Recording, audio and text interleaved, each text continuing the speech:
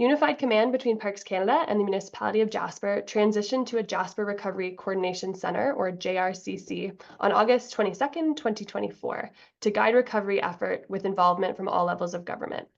The JRCC is committed to being open and transparent, to supporting residents, and to providing updated information that supports recovery. This is the first virtual recovery information session, and the first in-person open house will take place this Saturday at the Activity Centre. An additional in-person and virtual session are planned in January to help support you. In addition, we have drop-in appointments available with planners, and each presenter will provide contact information during their presentation and breakout room so you can reach out with your questions. We also want to make sure that you know about the range of supports that are available to you, and a list is available on the Municipality of Jasper Wildfire Recovery Information website.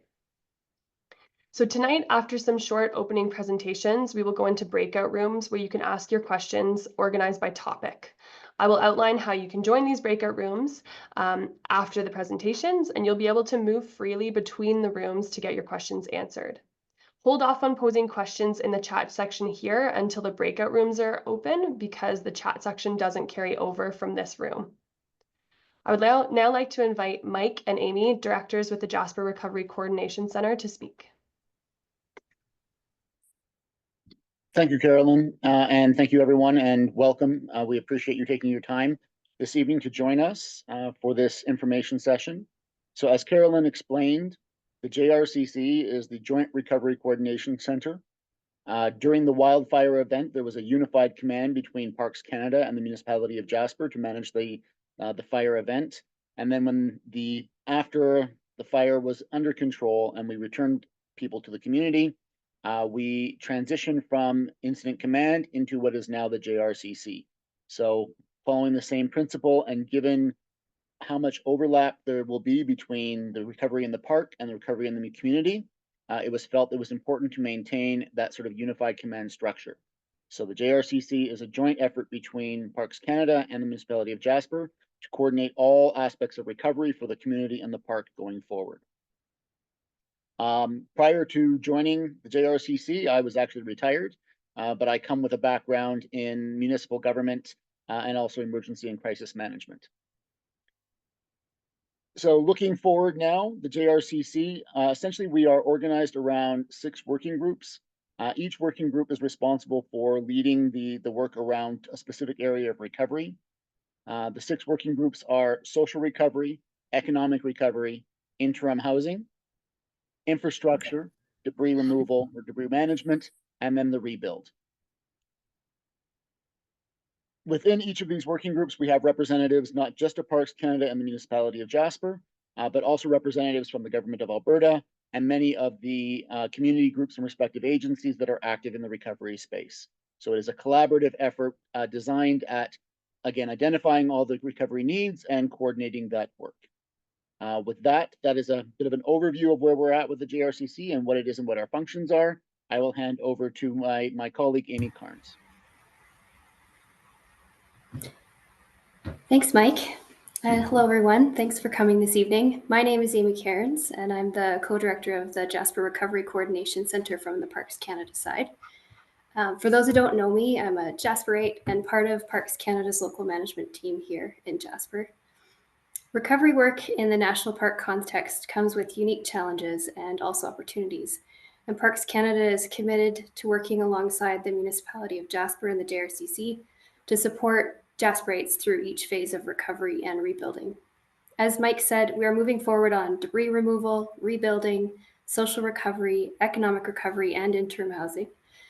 Parks Canada team members are dedicated to each working group, with folks from our local teams as well as support from Parks Canada staff from across the country. We're committed to listening, learning, and adjusting our approach to ensure that support remains timely, relevant, and effective at every stage of the recovery process. Recovery is a team effort, and we're proud to work alongside all levels of government and organizations like the Insurance Bureau of Canada, Red Cross, and many others who have joined us here tonight. I want to thank everyone for joining us this evening. These open houses and online information sessions are valuable opportunities for us to hear from residents and from businesses. And we look forward to connecting with you to inform the work we're doing to support Jasper recovery. The park and the town are intertwined, and our focus is to continue working together on a path forward. I'd like to now invite Logan Ireland to introduce the work being done on debris management. Thanks, Amy. Good evening, everyone. Thank you for being here. My name is Logan Ireland. I'm the Recovery Project Manager with the JRCC, and I'm a Jasperite as well. And I'd like to take a quick moment just to thank all of my colleagues for committing their time tonight, as well as the residents who've joined us. Collaboration has been key and will continue to be throughout this process. So as Amy said, having everyone get together to share experiences and learn how to move forward through this successfully together is the best path forward. So we really appreciate you being here. I'm here tonight along with partners from the Debris Management Working Group to answer your questions and help guide you through the process of debris removal and management. Our vision at the Debris Management Working Group is to guide and coordinate the safe, efficient, and cost-effective debris removal in Jasper, ultimately laying the foundation for a resilient and revitalized community and aiming to have the community ready to rebuild in spring of 2025. Our breakout room will consist of myself. We'll also be joined by Aaron Saunders, Parks Canada Rebuild Development Manager and co-chair of the Debris Management Working Group, Christopher Watson, Parks Canada Integrated Land Use and Planning Manager, and Rob Dupree, National Director of the Insurance Bureau of Canada. Although Rob will be living in the Debris Management Working Group with us, he's also available to talk all things insurance, whether it's debris removal or rebuild. So please visit us there. Thanks again for being here, and we look forward to speaking with you over the next 2 hours. I'll now pass it to Mike for interim housing. Thank you, Logan. So the Interim Housing Working Group, as the vision statement says, our intent is to develop and deploy interim housing solutions for Jasper residents displaced from their homes as a result of the wildfire. Housing options will look to meet both the immediate need as well as contribute to meeting the long-term housing needs in Jasper. Work to date has included the identification of land available for interim housing, the design work of the services required to allow that housing to be placed on the land, and then the servicing work, as many of you will be aware, has now advanced quite far. So the parcels have been cleared, they have been graded, and the majority of the services are in place. We are continuing to work with our partners at the Government of Alberta and the federal government and Parks Canada to mobilize interim housing solutions. We are working on finalizing those details on exactly how many units will be deployed and in which configuration. And then we will move to the next phase of the interim housing program, which will be the construction and then moving to occupancy. And with that, I will hand it over to my colleague, Heidi Perron from Parks Canada. Thanks, Mike. Hi, my name is Heidi Perrin. I'm an advisor with Parks Canada and been supporting the recovery efforts in Jasper. I'm coming to you from Golden, BC, part of the many Parks Canada people that are helping out in various capacities. And I'm joining you as part of the Rebuild Working Group, which is comprised of planners from Parks Canada and the municipality of Jasper. And together we've been looking at all the different ways we can help make rebuilding easier. So we have updated some land use policies and the local architectural motif. And we've also started making ourselves available to answer questions that people may have as they start the rebuilding process. And with that in mind, we're continuing to look at ways to make the rebuilding process easier with the application processes as well. So please join us in our working group if you'd like more information on anything related to the processes for rebuilding or understanding some of the new policy updates that have been made with the idea of making things easier for people. With me tonight in the breakout room will be Lucas Sherwin, who is a planner with the municipality of Jasper, as well as Keith Batstone with Parks Canada, and Laird Monroe from Parks Canada's national office, who will help answer questions about any national level policy and regulations. And along with us, we've got Scott Fash with Build Alberta, Michelle Friquette with the Government of Alberta's Consumer Protection Program, and we also have David Argument with the Wildfire Risk Reduction if you have questions about that. So please come and find us in our breakout room if you're interested in any of these subjects. Thanks. And with that, I will turn it over to Doug with the Social Recovery team. Thank you very much, Heidi. Hello, everyone. My name is Doug Olthoff. I am the Housing and Social Recovery Manager with the Jasper Recovery Coordination Center, also a Jasperite and a longtime employee of the municipality of Jasper. I'm here tonight representing the JRCC's Social Recovery Working Group. The Social Recovery Working Group exists to coordinate the many diverse efforts for Jasper's recovery as a community.